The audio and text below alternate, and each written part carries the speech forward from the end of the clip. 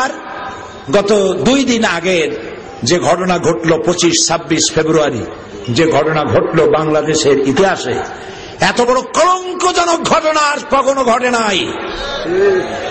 আমাদের মেরুদণ্ড ভেঙে দিয়েছে। আমার দেশের সেনাবাহিনী আমার অহংকার, আমার গৌরবের বিষয়। স্বাধীনতার সার্বভৌমত্বের অতন্দ্র প্রহরী, স্বাধীনতা যুদ্ধে বিশাল অবদান সেনাবাহিনীর এবং দেশ প্রেমের প্রত্যেকটি প্রশ্নে উত্তীর্ণ সেনাবাহিনী বিদেশে যেখানে গেছে সেখান থেকে কুড়িয়ে এনেছে বাংলাদেশের জন্য ভাব মর্যাদা। আমার সেই সেনাবাহিনীর ব্রিগেডিয়ার, জেনারেল, কর্নেল, ক্যাপ্টেন, এত অফিসার মারা গেল। পৃথিবীতে কোন যুদ্ধে, পৃথিবীর ইতিহাস বলে না, পৃথিবীর কোন যুদ্ধে এত অফিসার মারা গেছে ইতিহাস নাই। বাংলাদেশের অপূরণীয় ক্ষতি হয়ে গেল।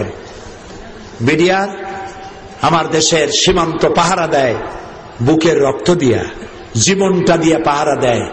পাখির মতো প্রতিবেশী দেশের গুলি খাইয়া মরে যায়, তারপরেও সীমান্ত প্রহরায় রত বিডিআর।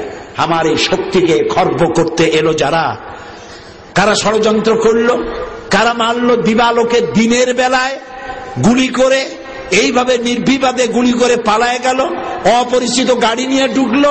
পত্রপত্রিকায় দেখলাম হতবাক হলো 15 কোটি মানুষ, বিস্ময়, হতবাক, বিমূঢ়, শোকাহত গোটা জাতি।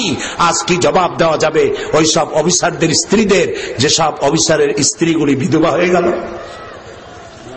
মাত্র 2 মাস 3 মাস আগে বিয়ে হয়েছে, সে বউটাও বিধবা হলো। বাংলাদেশের ইন্সপেক্টর জেনারেল অফ পুলিশ, তার মেয়ের বিয়ে হলো, সে অফিসারটাও মারা গেল। মাত্র 2 মাস আগে বিয়ে হয়েছিল। 2 মাসের বিধবা মেয়েকে দেখে কি করে সে সামলাচ্ছে?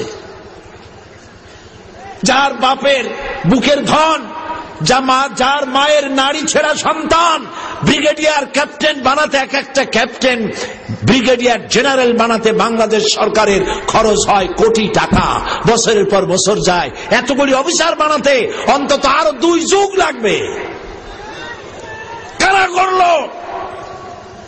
আল্লাহ, আজকে বিশাল সিরাতুন নবী ময়দান থেকে তোমার দরবারে ফরিয়াদ করি, আমার এত বড় ক্ষতি যারা করলো সেই দুশ্মনদেরকে গোটা জাতির সামনে ল্যাংড়া বানায় দাও, গোটা জাতির সামনে উলঙ্গ করে দাও, প্রচন্ড শাস্তি, গজব দিয়া, লানত দিয়া ধ্বংস করে দাও।